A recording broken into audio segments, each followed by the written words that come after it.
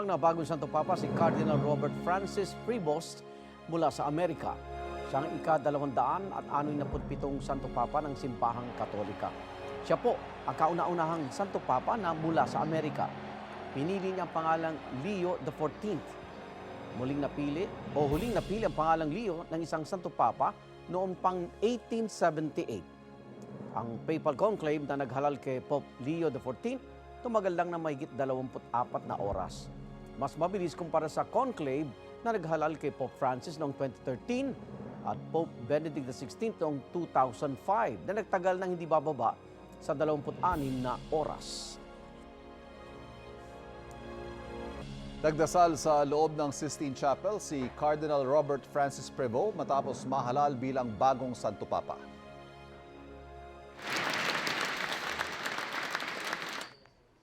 Una siyang pinalakpakan ng mga kasamahan niyang kardinal pagkatapos lumabas siya mula sa kwarto kung saan isinagawa ang papal conclave. Lumapit siya sa ibang bahagi ng Sistine Chapel para magdasal mag-isa. Si Pope Leo XIV ang ika-267 Santo Papa at unang Santo Papa mula sa Amerika.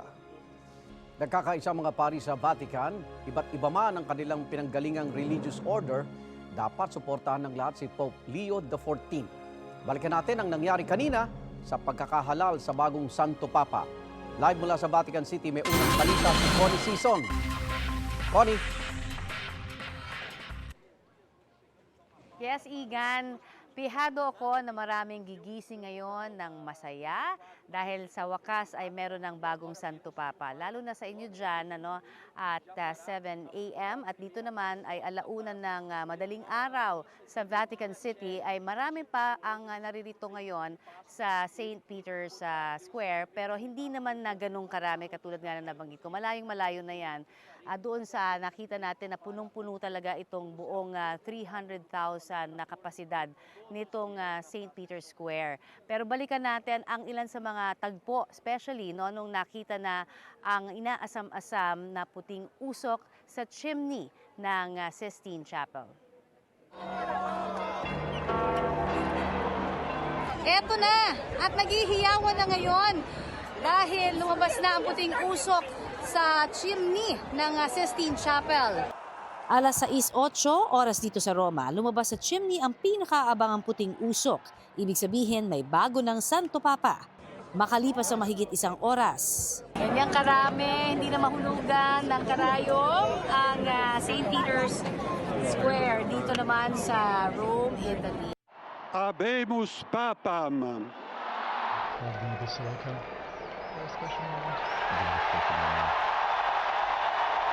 Marami ang nagulat sa pagkakahalal sa pinakaunang Amerikano bilang Santo Papa. I think everybody's in shock. I mean, we weren't expecting this. It's so amazing. We're so grateful. It's just such a blessing. I don't know, Leah. I was supporting. It seems a good person. Very happy. Here for the historic moment. And you're happy about that? We'll see. Yes. Okay, thank you. Prove himself. Maging ang ilang pari, di rin daw inasahan. Pero ikinatuwa naman nila ang resulta. Naniniwala naman si Father Greg ng Pontificio Collegio Filipino. May pagkakahalintulad man kay Pope Francis sa mga pananaw ang bagong Santo Papa, di dapat ikumpara ang dalawa. Nagkakaisa rin ang mga nakausap kong pari. Iba't iba man ang kanilang pinanggalingang religious order na dapat suportahan ng lahat ang bagong Santo Papa. I guess the church must go forward. Kung ano yung mas kinakailangan ng simbahan. May kasabihan tayo na Ecclesia Semper Reformanda. The church always reforms. No? The church always changes. Kasi buhay siya eh.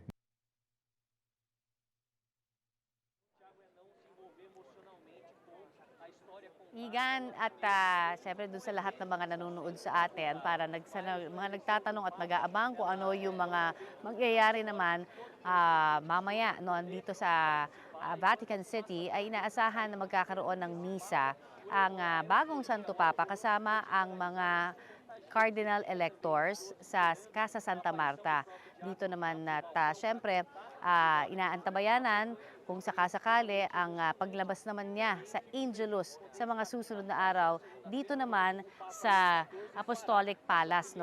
At of course, ang pinaka-inaabangan ng mundo para makasama rin yung mga world leaders sa inauguration naman ng bagong talagang Santo Papa. Yan ang aabangan sa mga susunod na araw. Igan?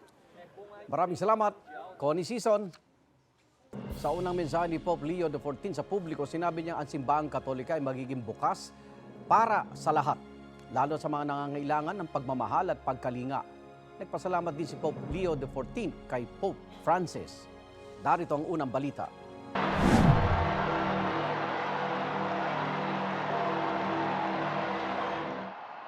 Habemus Papam.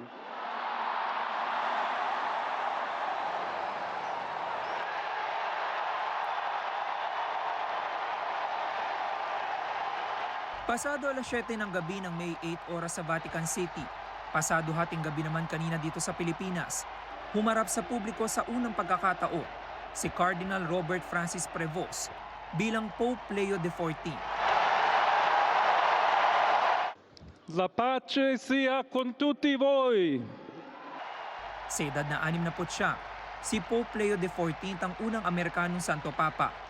Sa kanyang unang pagharap sa publiko, inalala at pinasalamatan ni Pope Leo XIV si Pope Francis. Ancora conserviamo nei nostri orecchi quella voce debole ma sempre coraggiosa di Papa Francesco che benediva Roma.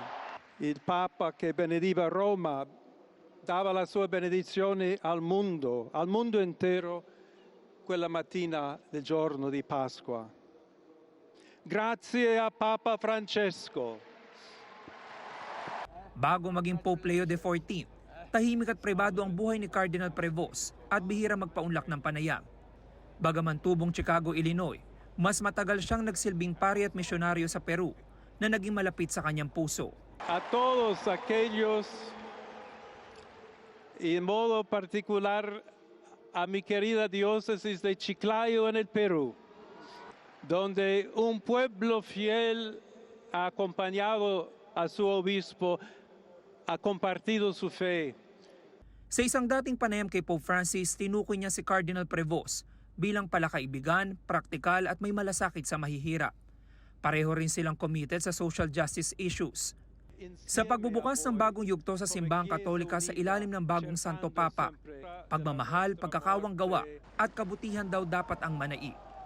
Dobbiamo cercare insieme come essere una chiesa missionaria, una chiesa che costruisce i ponti, il dialogo, sempre aperta a ricevere, come questa piazza con le braccia aperte, a tutti coloro che hanno bisogno della nostra carità, la nostra presenza, il dialogo, l'amore.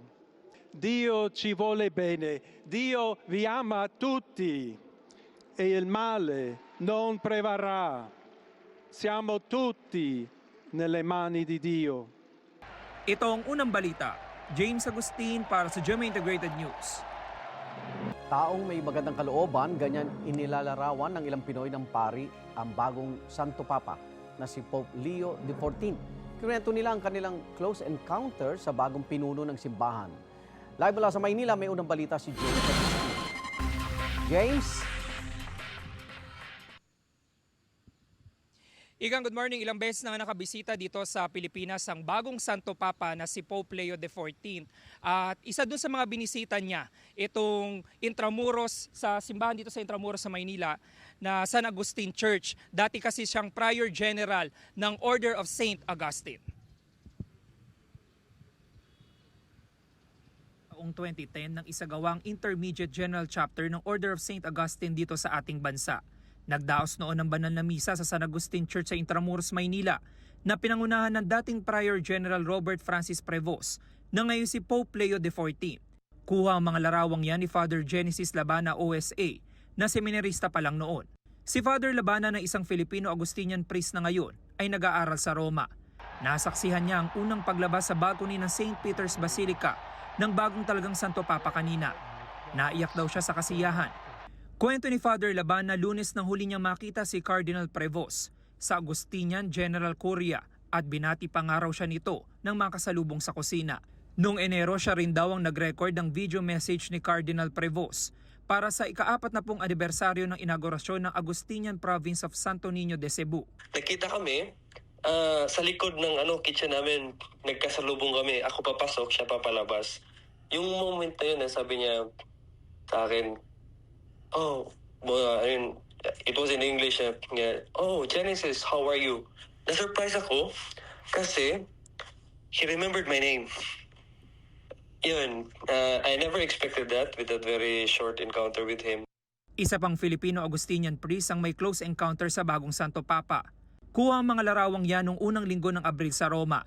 Kwento ni Father Jonas Mijares, OSA. Nagkasabay sila mananghalian ni Cardinal Prevost. Nagpasalamat daw siya sa Cardinal sa pagpapadala ng video message sa Pilipinas. Lubos na ikinatuwa ni Father Mijares sa pagkakatalaga sa Bagong Santo Papa na isinalarawan niya na may mabuting kalooban. He's a very good man, very cool. Talagang kung makikita mo siya, akala mo stricto, pero kung palapitan mo siya, he has a good heart. And then, yun na nga, he's a person na kompleto talaga sa pastorally, very equipped siya dyan. Sa administration, magaling siya dyan because he became our prior general for 2 terms.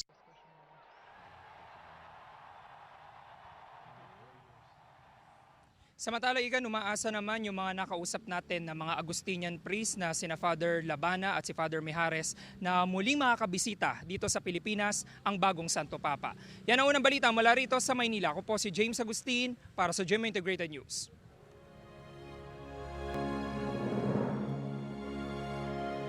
Mga kapuso, nandito po tayo ngayon sa San Agustin Church, ang isa sa mga simbahan kung saan matatagpuan po yung Order of St. Augustine, kung saan kabilang din po nagmula ang ating bagong Santo Papa na si Pope Leo XIV. At katatapos lamang kanina lamang ng misa na ginanap kanina 6:45 kung saan ipananalangin ang bagong Santo Papa at syempre naging bahagi nga rin po ng homily ng main celebrant ang pagtalakay sa Santo Papa. At para bigyan pa tayo ng karagdagang detalye, kaugnay nga po sa pagkakahalal sa ating bagong Santo Papa na si Pope Leo XIV, makakasama po natin ngayon si Father June Macabinlar, OSA o Order of St. Augustine. Siya po ang Master of College Postulants dito po sa San Agustin Church. Magandang umaga po sa inyo, Father. Lapit po kayo ng konti. Ayan, Father, una po sa lahat, ano po ang naging reaksyon nyo na isang Agustinian ang nahalal po na bagong Santo Papa? Was it expected? Well, yun ang una kong hindi kami nag-expect, no? Kahit ako personally, medyo nagulat. Magkahalong tuwa at lungkot. Tuwa sapagkat galing siya sa aming order, medyo kilala ko na rin siya. Kaya lang, medyo nalungkot ako dahil alam kong ngayon medyo polarized ang kahit sa simbahan. No? Ang ating si Pope Francis dati ay, alam natin, may mga bashers din. Kaya naisip ko, no, kawawa naman si, baka matutulad. Pero alam kong ngayong si Pope Leo XIV ay mayroon din siyang talagang maiaambag para sa simbahan at para sa buong mundo. Alright. Father, paano po ba ninyo binibigyang kahulugan yung pagpili niya sa pangalang Leo? At ano ang nais nitong iparating sa simbahan? Tinatawag at itinuturing din po si Pope Leo XIV na isang bridge builder. So yung concern po ninyo na parang polarized at masyadong maraming mga faction, mukha bang kanyang mapag-uugnay-ugnay? Yun na nga, nagulat kami bakit si Pope Leo. Naisip ko baka si Pope Francis II. Pero si Pope Leo, sa pagkakaalam ko, si Pope Leo ay naging Pope sa panahon ng modernisasyon. Ito yung panahon na kung saan andun yung mga issues tungkol sa trabaho, tungkol sa industrialization, yung mga problema ng modernong problema natin ngayon. Sa tingin ko, yun din ang gusto niyang tingnan at tutukan. Yung problema ng pagkahiwa-hiwalay, no, masyadong polarized sa larangan ng politika at kahit sa simbahan. Siguro siya talaga ang magiging, ipagdasal natin na siya ang magiging tulay para sa pagkakaisa ng simbahan at ng bansa natin. So yun na nga po, mukhang ito po ang isa sa mga hamon. Ano pa po yung mga nakikita niyong iba pang mga hamon na kakakarapin ng bagong Santo Papa sa kanyang unang buwan bilang pinuno nga po ng Simbahang Katolika? Marami sa mga Katoliko ngayon ay talagang tututukan kung paano siya magsalita at kung anong gagawin niyang ideyas o trabaho para pagdugtungin para itong naging problema sa ating bansa at sa ating simbahan ay talagang na unti-unting masolusyonan. Pero sa tingin ko, ang pagkakakilala ko kay Robert Prevost, siya ay isang Agustino na andun yung puso niya na sa komunidad at yung kanya una niya yung dialogo. Narinig ko sa kanyang pagbati, no? Una-una sinabi niya, peace be with you all. Siguro isa na rin yung paalala sa atin na kailangan natin ng kapayapaan sa mundo, sa simbahan. At yung dialogo na kailangan andun yung pag-uusap. Hindi nadadaan sa dahas, sa pwersa, no, ang mga problema natin. At yun ang malaking bagay. Kasi mayroon siyang karanasan doon. Isa siyang missionary, isang Agustino. Ang mga Agustino kasi hindi lamang sa isang community lumulugar. No? Missionary.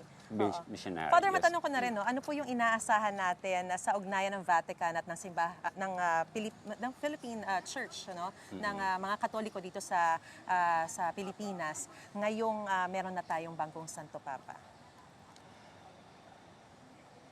Baka isipin ng mga tao na, dahil lalo sa aming mga Agustinian, baka pwede na tayong dumikit sa Roma kasi ang Santo Papa ngayon ay isang Agustino.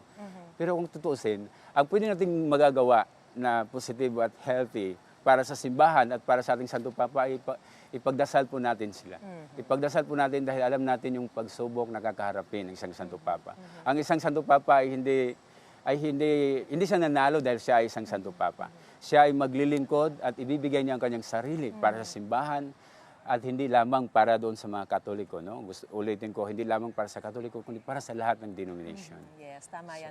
At maraming pong salamat. As a matter of fact, actually, yung kanyang pagiging Santo Papa, hindi yun para siyang maghahari, kundi he is now carrying the cross. Tama. Diba? So maraming pong salamat sa inyo pong pagpapaunlak sa amin, sa mga insights po na ibinahagi niyo po sa amin. Father June Macabinlar, OSA. Maraming pong salamat at God bless po, Father. Thank you. Thank you po. Balik po sa studio. Okay. Sa Lunes, May 12 na po ang eleksyon 2025. Kaugnay niyan, makakapanayam natin si COMELEC Chairman George Garcia. Chairman, good morning po. Magandang umaga po, Ma'am Susan. Sa mga kababayan natin, magandang umaga din po. Chairman, 100% ready na ba ang COMELEC sa eleksyon sa darating na Lunes? Yung mga balota, ACM, at iba pang kailangan na ipadala na ba lahat, Chairman? Opo, Ma'am Susan, ready na po ang inyong Commission on Elections. Ang hindi na lang po ready pa ngayon. Ang mga kababayan natin dapat maghanda na ng mga listahan at dapat pumunta na sa mga presinto sa araw ng eleksyon. Ma'am Susan, na-distribute na po natin ang lahat ng eleksyon paraphernalia sa lahat ng 94,000 precincts sa buong Pilipinas, sa lahat ng mga municipal treasurers na andyan na po ang mga balota at yung mga makina po, yan po yung nagkaroon na ng final testing and sealing na tumagal mula Mayo 2 hanggang Mayo 8. At siyempre po as of kahapon, tayo po yung naka 99.94% na sa final testing and sealing natin at wala pong nakita na aberya o kahit na anong malaki na technical issue po sa ating mga makina. Bumilang ng tama yung mga makina, tumanggap ng mga balota, and at the same time, naandun lahat yung mga gamit. Nakita ng mga guro na gagamitin sa araw ng halalan. Chairman, kumusta yung seguridad lalo na doon sa mga areas of concern? Siyempre po, una muna, Ma'am Susan, para sa kaalaman ng lahat, meron po tayong 9,000 na mga PNP personnel na ating pong tinrain na kung sakaling merong mga guro ang hindi makapaglilingkod sa kaanumang kadahilanan, ay pwedeng may humalinhin sa kanila o kapalit. And therefore, nakadeploy na po yan sa iba't ibang parte ng ating bansa. Yung pong PNP, FP, nagbigay na po sila ng red alert category. And therefore, yan din pong ating mga security forces, nag-deploy na rin, nag-preposition na mga puwersa, lalo na doon sa mga lugar na tinitingnan natin ay critical o yung red category areas. Una, meron din po lang tayo na 2 lugar na diniklara natin under COMELEC control na kung saan naman simula na madeklara natin, wala naman pong untoward incidents or violence na nangyari na doon sa mga lugar na yan. Opo, Chairman, sakali magka-problema o aberya sa eleksyon, saan pwedeng dumulog yung mga botante? Una po sa local COMELEC natin, naandyan po naman sila maghapon, 24 hours a day. In fact, Sabado, Linggo, naandyan na po at wala nang uwian halos sa mga local COMELEC natin. Number 2, may hotline po ang COMELEC. Naandyan po sa website din ng komisyon. Pwede nyo pong ipadala lahat ang concerns ninyo. Meron po tayong ugnayan na itinayo para lamang dyan sa inyo pong mga concerns. At again, pwede nyo po i-text, pwede po doon sa lahat na sa Facebook.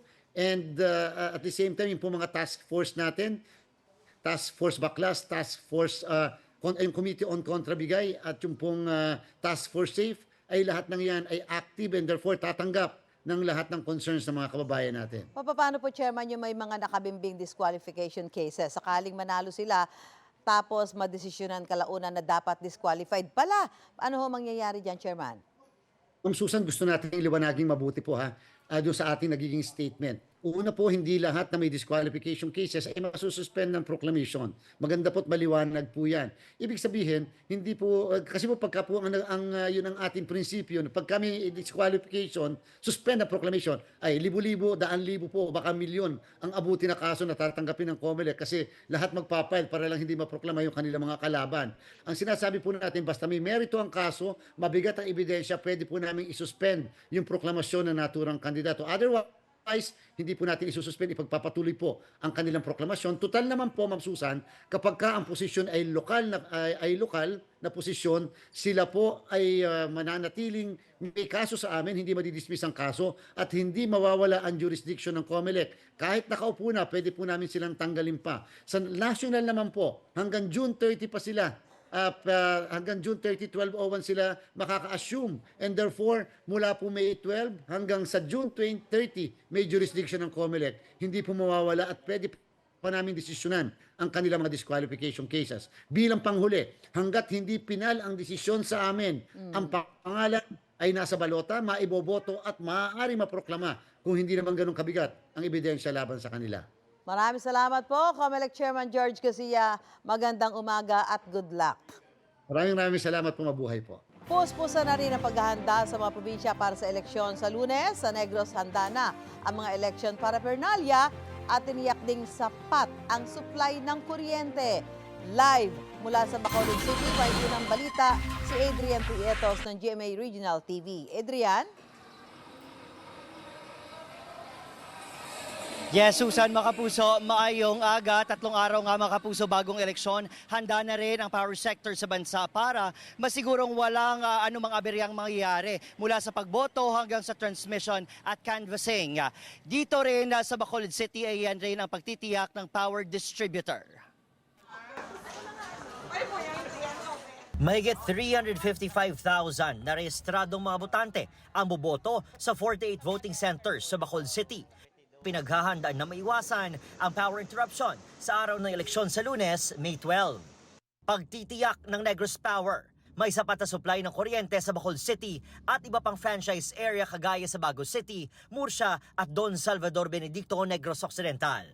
May mga field personnel na nakahandang magresponde kung sakaling may mangyaring brownout. May naka-standby rin na 3 generators na maaaring gamitin ng COMELEC.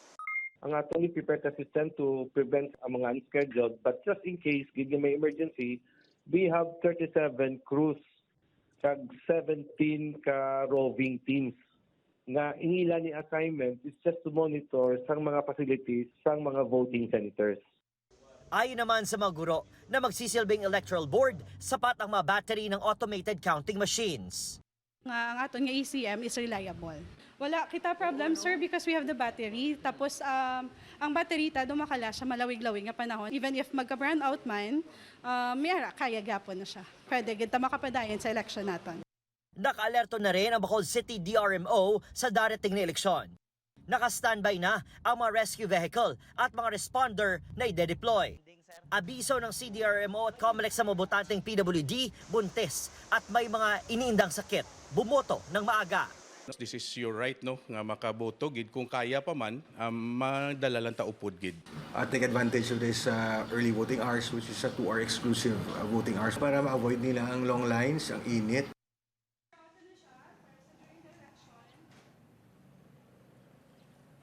Mga puso, sa loob na naman ng mga rescue vehicle ay may nakahandang mga medical oxygen, automated external defibrillator at iba pang maaaring gamitin anumang oras na may mangyaring emerhensya sa araw mismo ng eleksyon.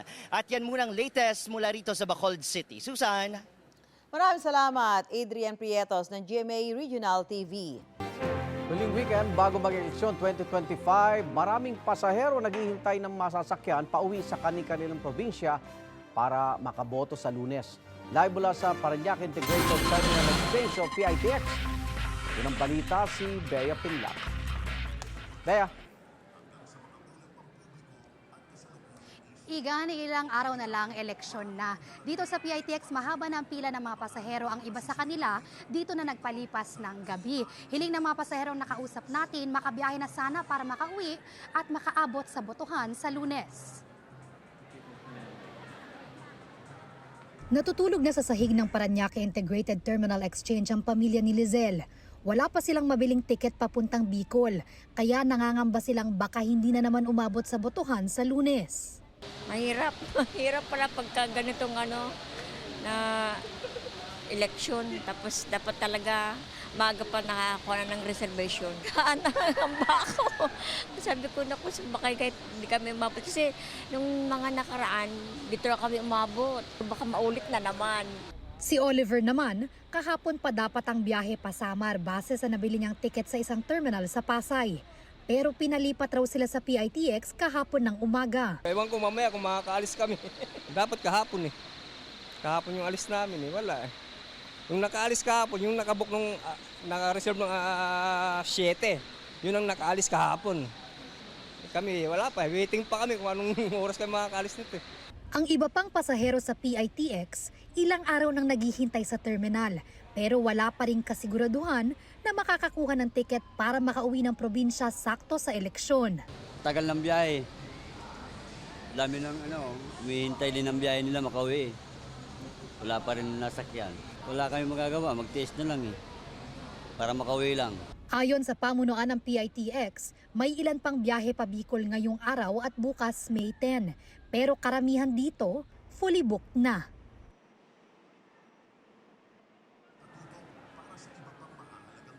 Igan, pagtitiyak naman ng pamunuan ng PITX, nagbubukas sila ng extra trips para ma-accommodate yung mga pasahero na uuwi sa kanilang mga probinsya para bumoto sa Lunes. Ngayong araw, 15 ang extra trips na binuksan nila papuntang Bicol at isa naman patungong Vismin. Yan ang unang balita mula rito sa Parañaque. Bea Pinlac para sa GMA Integrated News. At long holiday weekend, kaya marami ang uuwi para sa eleksyon sa Lunes. Live mula sa NAIA Terminal 3. Ito ng balita si Bam Alegre. Bam?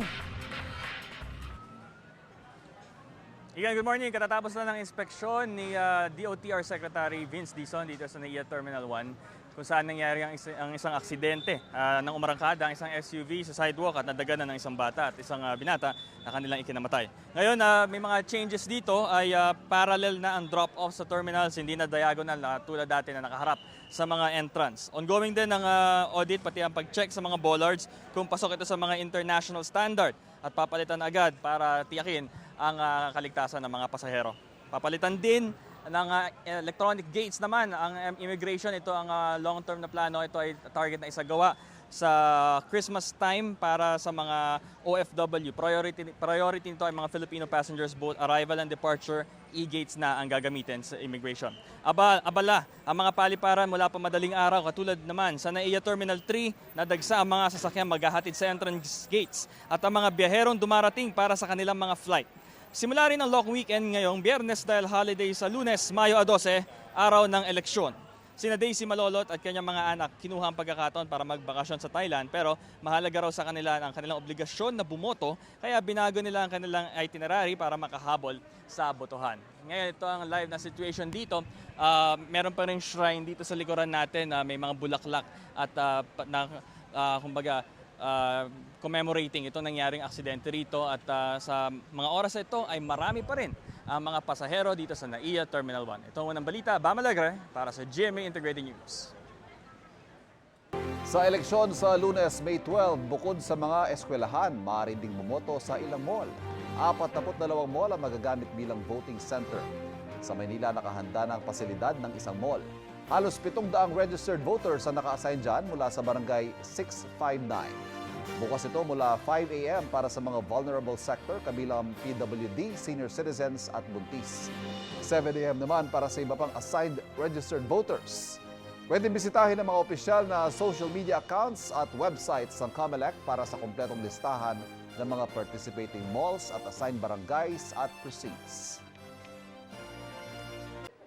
Kapuso, mauna ka sa mga balita. Panoorin ang unang balita sa unang hirit at iba pang award-winning newscast sa youtube.com/GMA News. I-click lang ang subscribe button. Sa mga kapuso naman abroad, maaari kaming masubaybayan sa GMA Pinoy TV at www.gmanews.tv.